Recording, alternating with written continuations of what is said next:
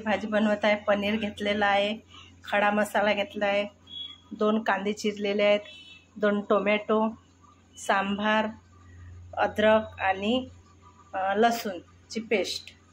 चला आपण आता हे पनीर तळूया। या कढईमध्ये तेल घेतलेलं आहे। तेल आता आपला गरम झालेला आहे। आता आपण टाकू पनीर। याला आता पलटून घ्या।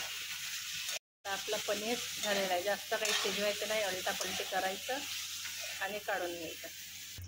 बघा आपण त्याच कढईमध्ये तेल टाकलेलं आहे। आता टाकू कांदा।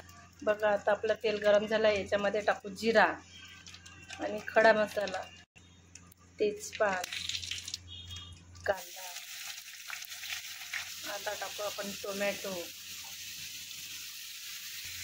आपण याला आता परतून घेऊ।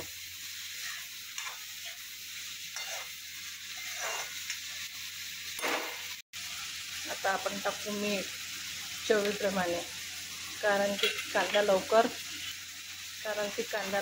मुरतो। तिखट,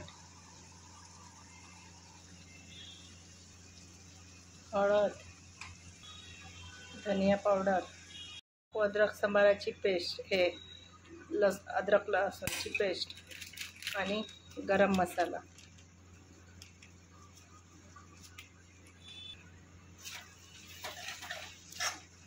आता करू मिक्स। बघा आता आपले कांदे झालेले आहे। आता याला आता साईड न करू। आता याच्यामध्ये 1 चम्मच बेसन टाकू, भाजून घेऊ याला, कारण की हा कांदा एकीकडे रसा एकीकडे होत नाही, हा चांगला मिक्स होते, म्हणून बेसन थोडंसं 1 चम्मच टाकायचं। आता आपला कांदा चांगले शिजलेला आहे। आता आपल्याला जेवढं पाणी पाहिजे तेवढं टाकायचं।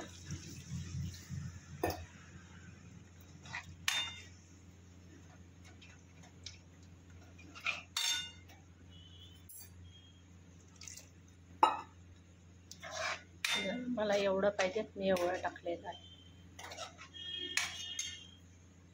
आपली ग्रेव्ही शिजलेली आहे। आता आपण याच्यामध्ये टाकू पनीर।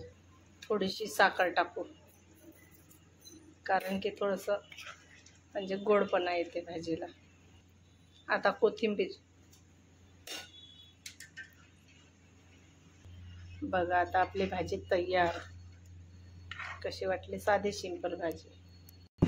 बघा कशी वाटली भाजी। आवडली असेल तर लाईक करा, शेअर करा आणि कमेंट करा, सबस्क्राईब करा।